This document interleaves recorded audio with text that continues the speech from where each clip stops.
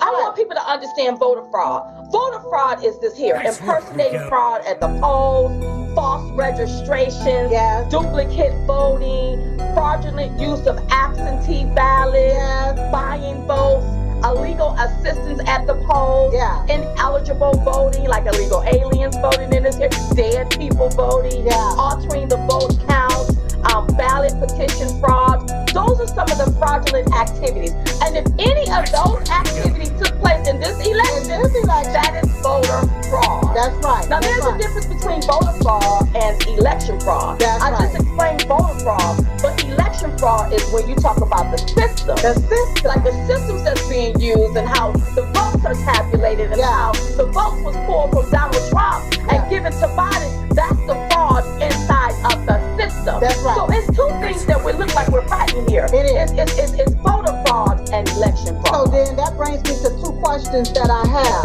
I want to know, what was the legal reason for stopping the voting on election night? You know that everything all of a sudden came to a screeching halt. Right. You know, there was no natural disasters, there was no war, no act of terrorism. Was the machines broken? And then how did everybody decide to stop in several different states all at the same time? Not only that, in Georgia, they was reporting 99%. Yeah. It should have been called for President Trump, and it was not. Another thing, who authorized the removal of Trump votes, at a particular time? The votes that was allocated to Trump. So you know when they're counting the votes, those votes are tallying up their additions, they're being added. But according to the timestamp entries from the New York Times, who got their data information from Addison Research, in Pennsylvania on November the 3rd at 11:08 p.m., President Trump all of a sudden lost 17,877 votes. It was removed from his count, while at the same time, Biden gained 17,930 votes.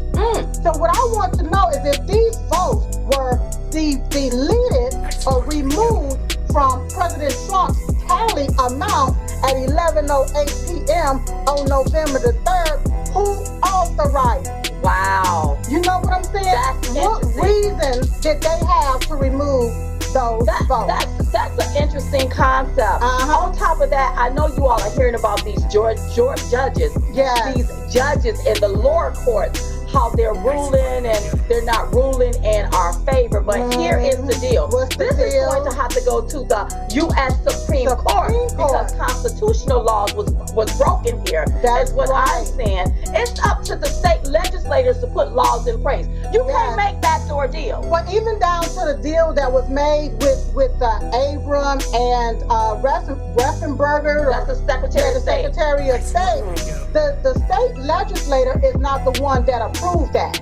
That was not done under the state legislator. Right. That was done under the election board. Right. That makes this here whole thing null and void. That's really. right. It's illegal. It's illegal. It's illegal. Yeah. And with these judges, if they're not bringing enough, if an affidavit or hundreds of affidavits is not enough evidence, how about you bring in the millions of ballots and let's view the ballots let's distinguish which ones are real and which ones are fake. Democracy can die in darkness. In dark rooms with no transparency and accountability. We're shining light on this darkness here. We're going to take our state back. We're not standing aside in this hour.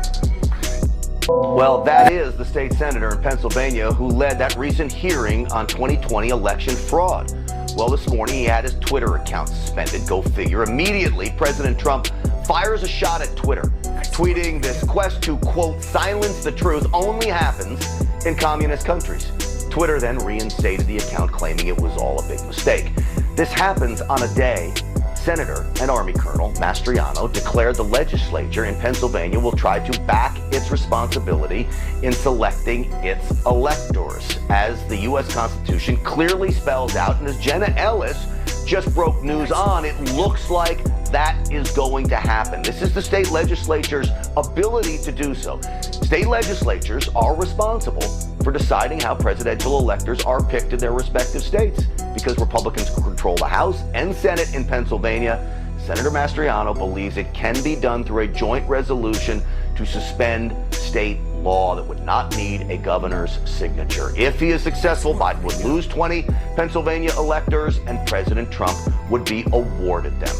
So what are the chances of this? We now know breaking news that the House and Senate are going to take this up. Please welcome to the program the courageous retired Army Colonel and now State Senator from Pennsylvania, the man leading the charge on behalf of the President and the people of his state. Please welcome Doug Mastriano to the program. Senator, thank you for coming on. Thanks for having me on, Grant. Crazy day. I'm glad Jenna broke that news, so I'm excited we finally got the Senate resolution pushed out just moments ago.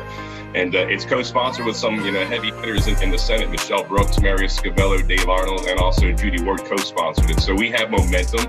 The Constitution is on our side. For too long, the General Assembly, we act like we're not co-equals in this government, but we are, and it's time we exercise that ability, especially in light of the findings that we had in the hearings 2 days ago. All right, so Senator, so you're saying the Pennsylvania Senate pushed through this resolution. The House has to take up the same resolution, a similar one, then you match them. When will the House do that? So both the House and Senate introduced the legislation today, and there'll be a day or two we're asking for the rest of the Republicans to sign on board. And then once enough get on, hopefully we could roll with that Monday. So obviously, you rightly said it's time to contact your representatives and senators to get on board if they're not. Absolutely. Okay, so one of the problems now in Pennsylvania is this election has already been certified. We know this court appeals judge threw out the stay in that, so technically it's been certified. I guess the battle here will be taking back the certification, even though it's already been done. How do you square that here, Senator?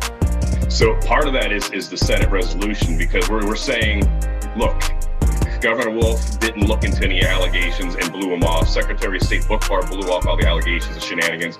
Our Attorney General, declared a winner before one vote was counted. And so the whole process has been corrupted. Nobody cares to see if there was shenanigans, cheating, fraud, disenfranchisement. And so we're going to rise up and say, look, constitutionally, we have the final say on who the electors are. You certified an election that can't be certified because you didn't look into the allegations of cheating. So, that was a turning point in Gettysburg Wednesday when, of course, for the first time to the world, the case was made from eyewitnesses, and it's so compelling, and that anyone would stand aside, irregardless of party, and just get on board with party politics because they think their guy won is unacceptable. So we're going to reassert our authority here and try to do the right thing here and correct this entire disaster that's happened over this election cycle. Senator, can you help me with this stat that I heard, or these numbers? The state of Pennsylvania mails out 1.8 million ballots, mail-in votes. They count 2.5 million received. I don't even understand how that's even possible in this day and age.